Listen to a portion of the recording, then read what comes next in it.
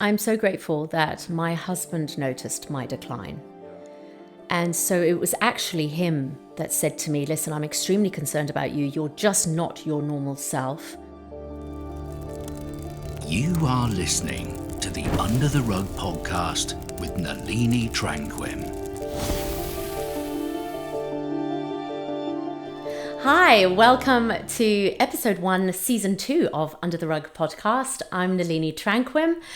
And it's 2023. Wow, another year of possibilities is upon us. How amazing is that? But can I just ask you, what has just happened over the last few years? I mean, COVID, is it just me, or was it a complete and utter blur? I know for some of you, you are still reeling in the aftermath of its effects. And for some, it actually goes quite deep. I've had conversations with people where isolation is still a thing, even though their lockdowns are behind them. They are really struggling to emerge. And this could be you that I'm talking to today. Well, when better to have this conversation than at the start of the new year, hey, where there's opportunities to bring about some change. So this is a topic that I really want to unpack today. So how about we get straight into it? Awesome. Well, welcome everybody to season 2, episode 1 of Under the Rug.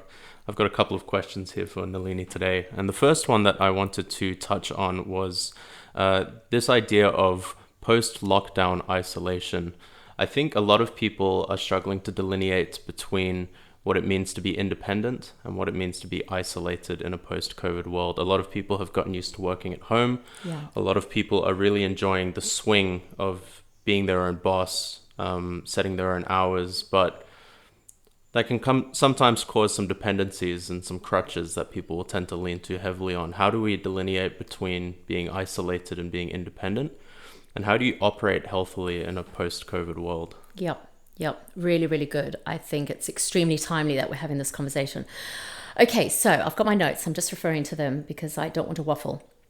The Cambridge Dictionary defines isolation as to be separated from, okay, not connected, whilst independent means free from control, okay? So here's what's happened. I'm going to paint a picture for you. COVID hits, then lockdowns kick in, right? We see this global push for people to stay home and therefore stay safe, right? Then in turn, it's programmed us, creatures of habit, to come to terms with and accept separation from loved ones, colleagues, our community, which has now become, for many people, our normal. Yeah? Wow. Well, what was rammed down our throats during a global pandemic was that isolation equates to safety. And yes, within the confines of a pandemic, okay? But, and of course it was evidenced, that it did slow down the spread, right? However, there hasn't been this global drive to bring people back together post-COVID. And I know, I wrote this down the other day, as much as this sounds cynical, I wonder if it's because the more time we spend in isolation, the more time we spend online, and the more money we actually spend. I am actually going to go there. Here's the scary thing. In our post-COVID era, keeping in mind, and I'll reiterate that we are creatures of habit, okay? Not all habits are healthy, okay? Many have remained in the habit of isolation, which has actually resulted in dependence, not independence. And I'm going to elaborate, okay? So just stay with me. Take a big deep breath in. Because I know this is a little deep. Okay, here we go. Humans are wired for human connection. We are not wired to be alone. I have said this before. I'm a born-again Christian. I love the Lord. And so I will reference the Bible for a moment. Genesis 2 verse 18 says, "It is not good that man should be alone." So when you're isolated, separated from your human connection, you will seek out any means for connection. So if it's a TV show, that's great, but it's limited, yeah, because you're not in on the script. Whereas the internet allows you in on the conversation. So we become connected online, right? We comment, we like, we hate, we do whatever.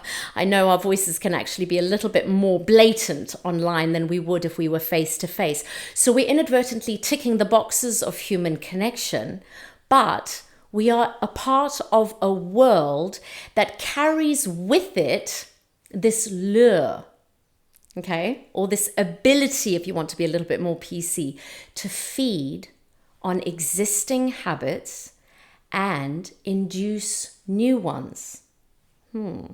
Okay. The internet, I'm going to be honest with you, feeds on isolation.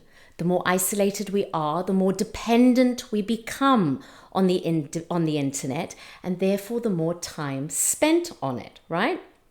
Well, it induces new habits. I remember when I was living in London, if ever I had a bad day, I'd ring up my sister and we'd get dressed up and then we'd go and hit the shops for some retail therapy. Well, the internet is a labyrinth of retail therapy, feeding goodies, literally at the click of a button. So here's a cycle, and I'm just going to paint it in picture form for you, okay? We feel lonely, right? We go online, we comment, we like, we hate, whatever.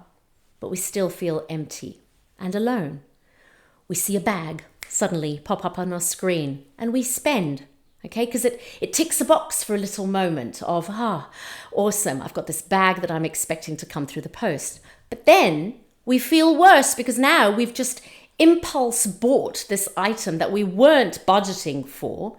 So now we're guilty because of our spending habits. Now we can't even afford to go out even if we wanted to. Okay, and then this cycle of isolation continues.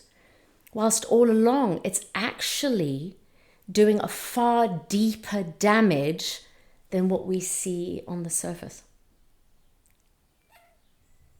Wow. Then in regards to how isolation, I mean, as you've said so eloquently, it's really impacted our habits. And especially in regards to the internet. Like social media is this very new technology, but it feels even more new now in a post-COVID world. Everybody is connected, everybody is on Zoom, and yet we feel so much more disconnected. What would you say are some methods for us to actually go about becoming more connected again with our surroundings, with our environment, with nature, but also with the people that we love and the people that we would have been spending more time with prior to COVID? I think a lot of people, as said before, are really comfortable with their quote-unquote independence, but it's caused people to drift far and further away from each other. Yeah. Why do you think that is, given we're all so connected, and how do we combat that? Look, there's some very negative effects of prolonged isolation, okay? So I want to touch on that first because some of you might actually be experiencing some of these effects of isolation and you're not even aware of the detrimental damage that it's doing to you.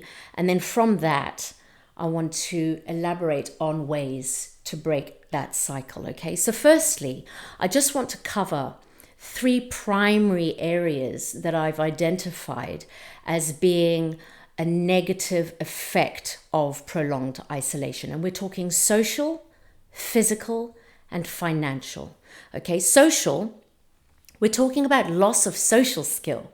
Like I said earlier, people can be a lot more abrasive and a lot more forthright online than they would if they were with the person face to face. Okay, so therefore the dog you feed is the dog that grows, right? So if you're spending more time in isolation and online and you're developing those abrasive and harsh behavioral patterns, when you're then face to face with people, you'll naturally default to that mode. And now suddenly you're not as attractive and as appealing as you were maybe pre these new habits that have formed, okay? So then you become more and more disconnected from the face-to-face connections, only enhancing and making bigger then isolation. Because and I know for some people, the fear of stepping out of, the confines of home and being behind the screen, screams so loud that even the thought of attempting to be in the room with another person or persons is just too much to handle. And then again, this whole pattern, right, of isolation continues to fester. The second on my list is the physical effects. We're talking lack of exercise. This has really become a major thing, okay, because we spend so much time, whether we're working from home or not, and then, we've picked the kids up from school, we come home, we do dinner, and then we all settle down to either watch a show or go back online again. That discipline and that habit, the healthy habit of being out and about, going to the gym and working out and keeping our bodies healthy is now a thing of the past, okay?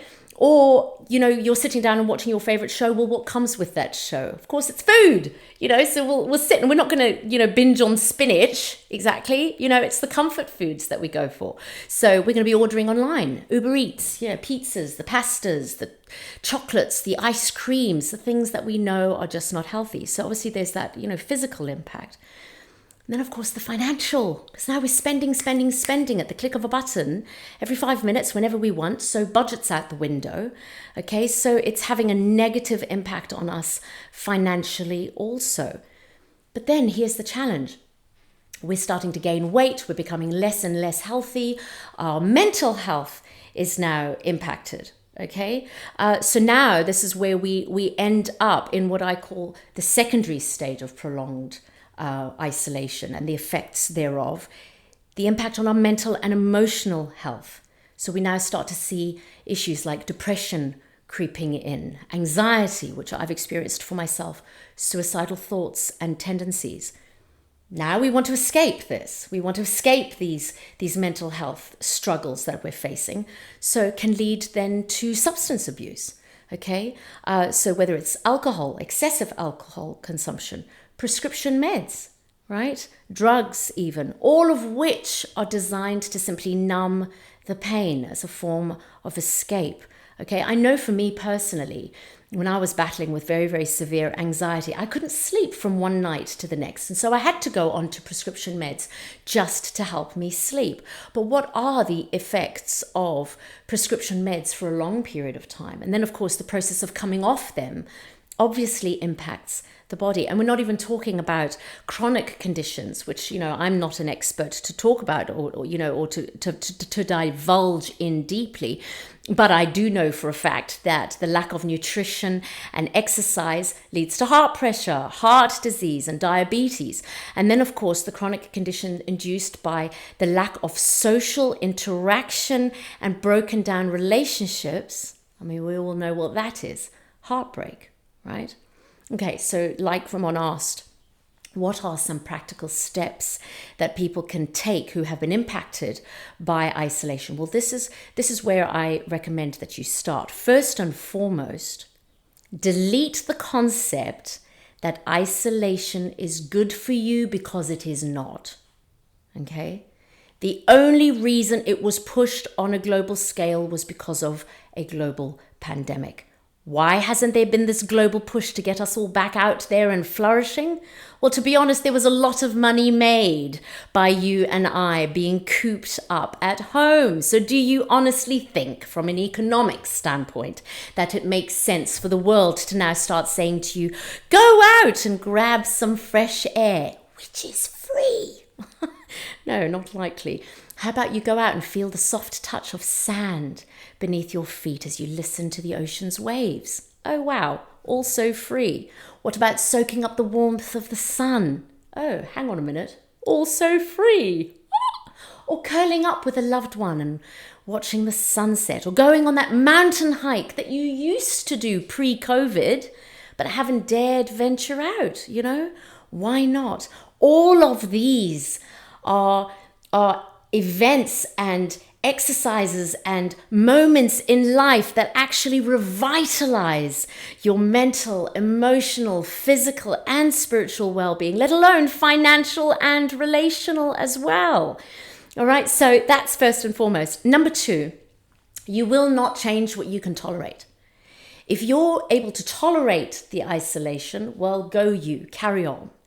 But if you've reached that point, and until you've reached that point where you cannot tolerate it any longer, then I believe you're in that position now where you have the willpower to break the cycle, okay? Which leads me to a few simple steps, which I'm going to share with you now, okay? So if you've got pen and paper, write it down. Otherwise, grab your notes, write this down. And look, these are just suggestions. And if any of you have managed to break that cycle of isolation, then hey, comment below. Give us your feedback. Tell us what's worked for you, all right? Because we're a community and we want to help one another, okay? So here's my suggestions.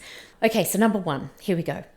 Go and see your doctor. And I'm not meaning a telehealth appointment, okay? I'm meaning you actually have to physically get in the car and go and see him or her, all right? I went to go and see mine. He did a full checkup and then he put me on a mental health care plan, all right? You see, other people from outside can see what you're navigating. Your doctor will be able to see how it's really impacting you. You can't see it because you're in it, all right? So my doctor put me on a mental health care plan, which included a referral to a psychologist, which also meant then that I had to physically go and see the psychologist. So that was breaking the cycle of isolation right there, which leads me to number two. Get a referral to a psychologist or a counselor. They have the experience and the expertise and the tools to be able to help you break out of this cycle of isolation, okay? So book those appointments. Now, I personally had to try out a few psychologists before I felt like I had found the one that was going to work for me. I felt safe around her. I felt like I could talk openly and honestly about my feelings and my emotions. So I encourage you to do the same, okay? Don't feel like you're stuck with this weirdo. All right, make sure you're comfortable. Okay, number three, curb your time spent online. I know this is a hard one. I know it's extremely, extremely difficult because it is a whole world out there. I get it. But it's really important if you're wanting to break out and start reconnecting with your loved ones again, you're going to need to curb your time online and cut up those credit cards. Don't spend. Impulse spending is so dangerous, okay? It's not in the budget. Do not buy it, all right? So stop spending on riffraff and start prioritizing your well-being, okay? Number five, go for a short walk. You don't have to talk to anyone. Put your sunglasses on if you have to, okay? Just go for a short walk. Get out of the house. Breathe in the fresh air. Yeah, allow the sun to kiss you on the cheeks. And if you're in the snow, allow the cold to tantalize your lips, all right? Number six, catch up for coffee with a friend that you haven't seen in a while. Somebody that you love, someone that is easy to talk to. And you don't even have to talk much initially, okay? You can be honest with this person. Just say, hey, I just want to grab a coffee. You do the talking. I just want to hear everything about your world right now. They'll have a good old waffle, you'll have a good old listen, all right? And the more you do this, I'm telling you now, you'll start to feel reinvigorated again. You'll start to feel like your old self again, all right? And before long, you'll be right back into your everyday life. Nalini's book, The Orange Hue, is available on all major platforms in digital, paperback and audio formats. For more information, please visit nalinitranquim.com. This whole COVID thing's really shone a light on a lot of things we took for granted prior to COVID. Stuff like going out for a walk, meeting up with friends for coffee. I kind of wanted to flip that on its head though real quick and just ask you personally, what were some things that COVID itself illuminated to you? Being in lockdown, a few habits or practices that have benefited you in the years since? Things that you're still finding that you're doing to this day, or things that you're finding you're appreciating a lot more to this day?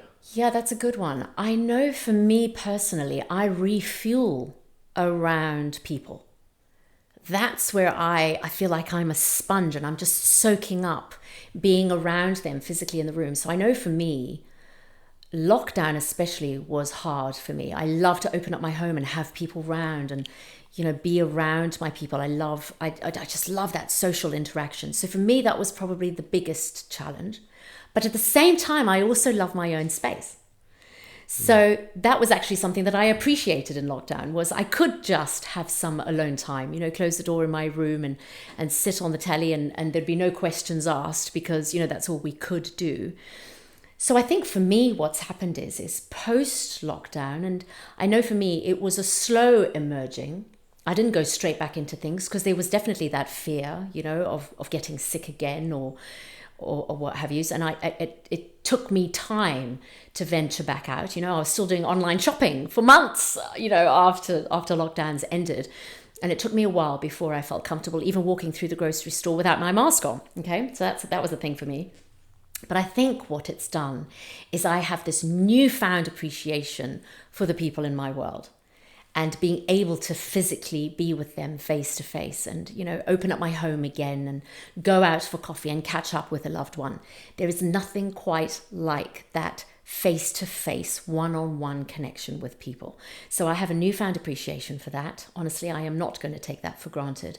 But I think it's also highlighted that I mustn't overcommit and go from one event to the next, to the next, to the next. So I'm actually a lot more mindful of alone time and scheduling alone time for me to recoup and, watch a chick flick by myself, and, just read a book, a good book that, keeps me, engaged. I think that's something, honestly, that's come out of the whole lockdown experience. So yes, I'm curious actually to know some of what you've learned and what you've picked up along the way about yourself when it comes to the lockdowns and post-lockdown recovery. So yeah, drop a comment on that. I think that's a brilliant one to touch on. Oh, fantastic. I just wanted to really quick go back to what we were talking about earlier, just in regards to, I guess, next steps for people. You brought up a really fantastic list of things that people can do. Yeah. I just wanted to know if you had any words for people who do decide to go and see their doctor, who do decide to go and do therapy. There's quite a lot of stigma surrounding mental health. Yeah. Luckily, that stigma has really started to be on the decline over the past few years, because I think everybody has been feeling the impact of COVID. I know that you yourself have said that you were dealing with anxiety. What was it that allowed you to have the confidence to go in and seek counsel? And what would you say to people who are on the fence, but, whether it be confidence or any number of things, just haven't quite made that leap yet? Yes. I'm so grateful that my husband noticed my decline. Yeah. And so it was actually him that said to me, listen, I'm extremely concerned about you. You're just not your normal self. I'd like you to book a doctor's appointment, please. And he wasn't going to let it fly. He was not going to let me not do it. So he held me to account. And so I had to make that call. And look, for those of you who are actually on your own and you don't have that loved one who's watched your decline, but maybe by just listening to this conversation today, you have realized, oh my gosh, that's me right now. Well, then I want to say to you, please, please, please, please, I'm extremely concerned about you. And I urge you, pick up the phone, just book that appointment. In fact, you can book the appointment online now, can't you? Most appointments now you can just do at the click of a button. But take that step, because once it's in the calendar, there you are, you're committed, okay? And I just want to encourage you, because that's your first step. I struggled at the thought of opening up to my husband, let alone friends or, extended family that I was struggling. I couldn't. I felt ashamed. I felt stupid, because normally I've got it all together. I'm the mum, I can't possibly be, falling off the bandwagon right now. So it was actually great being able to talk to my doctor, who has a duty of care, but who's outside of the equation. He's not immediately in my world. So yeah, that's definitely something that I'd encourage. And even more generally, do you think there's any merit or utility in people going and getting that counseling session, even if they're not certain that anything's particularly wrong? Yes, absolutely. Absolutely. Because, and I found this with myself, because as soon as the doctor gave me my mental health care plan, I was like, oh my gosh, what's wrong with me? I had no idea things were that bad. But he saw it. Okay. And so I knew, well, there's obviously something that he's seeing that I'm not seeing. He's the specialist here. I'm going to have to take his word for it. And so, yes, day one of sitting with psychologist, I was extremely skeptical about this. I was like, what on earth? I've never in my life ever had to do this. So I was very on the edge and very on the fringes, but I knew at the same time that if I don't do this, nothing's going to change. And it's just going to continue to eat away and do the damage that it was doing that I wasn't even aware of to my family, to my loved ones, and to me. And I just wasn't willing to accept that. So yes, even if you're skeptical, go. All right. And as the psychologist or the counselor starts to ask the questions, don't hold back. Just go with it. All right. And you will see, I actually ended up sitting with my psychologist once a week for 6 months. I had no idea just how much stuff I needed to unpack and how much stuff I had buried on the inside of me that I am now completely free of.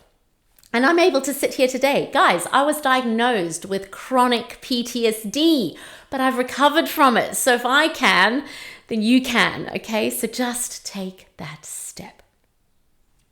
Wow. That's wonderful. I think just bringing things to a close,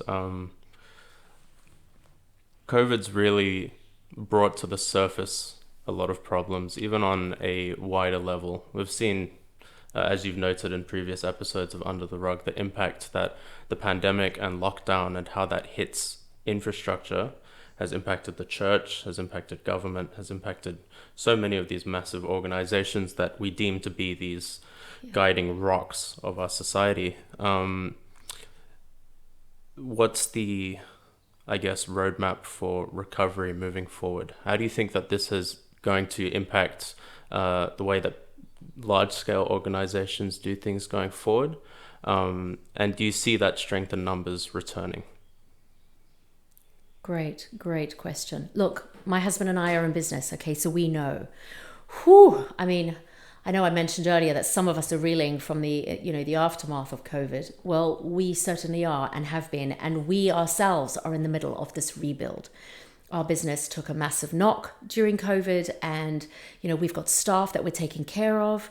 I know governments around the world were giving support packages out to companies who had staff. Some of our staff were international, so they had no cover. Okay, so we've had to really buckle down and trust that God's going to carry us through and help make a way where there seems to be no way, and we are still in the thick of that. Yes, the face of organizations has changed. I think if anything for us, and this is just us on the ground having experienced it for ourselves, the biggest shift is probably really to do with the fortifying of relationships in our team and our people. Okay, so work cultures are going to have to take a close, hard look at, or organizations, should I say, are having to take a close, hard look at their organizational structures and their culture that they are forming. I know many organizations have decided to just go with the whole just work from home mindset. But long term, that is not healthy for the staff, for their individuals, because like I said before, we are not created for isolation. We are created for community, okay? So something that we are paying particular attention in our organization right now is really building into the lives of our people, into the lives of our team at an individual level. So sitting down with our people one-on-one, having a coffee with them. How are you doing? Where are you at? What's going on at home? How are you finding work? How are the finances, really going there, touching on those topics that, I think a lot of organizations detach themselves from and go, well, that's not our responsibility. That's not for us to divulge or to talk about. No, we need to go there because our biggest assets are our people. And if our people are not doing well, then the company's not going to do well. All right. And I think I speak for many. We are all in the rebuild right now. But you know what? We are a resilient humanity. We fight back. Okay, so I just want to say, get your fight on and If you're a business owner, sit down and evaluate your business structure, look at your culture, look at your people individually, see where they're at, how they're tracking. If they need counseling and they need support, then give them that advice that I gave them today. Go and see your doctor. All right, go and get the support and the help that you need. Really try and encourage your people back into the office. Create that community space again, where they can linger in the kitchen and have a coffee and catch up with each other and reform those friendships, reestablish those connections, which are so important to our people flourishing. All right. And I speak as much to organizations and to, the mainstream work environment as I do to schools and to churches and, wherever you find yourself, whatever sphere you find yourself in. If you're working for a company and you're still working from home and there's no talk about going back in, honestly, speak to your bosses. Say, come on, we need to be getting back in to that group environment again so that we can really flourish and rebuild. Wonderful. Thank you so much. Of course. I'm so excited to be continuing this series into 2023. Yeah, me too. There's so much great stuff to come. So much ahead. Next, we're going to be looking into something similarly heavy. We'll be touching on depression and tips to escape the pits. Yeah. So be sure to be paying attention because this is going to be something that's really going to speak to the lives of a lot of people. Absolutely. And if you know anyone who is really struggling with that, maybe turn them this way because that's going to be fantastic. Where can people find you? And is there any way for people to reach out if they're struggling with the stuff that you've covered today? Yes, absolutely. If anything we've touched on today has resonated with you, then I just want to encourage you, drop a comment. If you're watching this online or on social media, drop us a comment, give us your thoughts. We would love to hear from you. Otherwise, you can also reach out to me directly, info@nalini.tranquim.com. I'd love to hear from you, always love to hear from you. And yes, like Ramon said, we're going to be unpacking a whole heap of real life issues this season that I know many people are navigating right now. And if you've got something that's pressing on your heart that you would love us to cover in future seasons, then please let us know. Okay, we want to hear from you. All right, I love you. Thank you so much for listening. I'll talk to you soon. Thank you for listening to the Under the Rug podcast with Nalini Tranquim.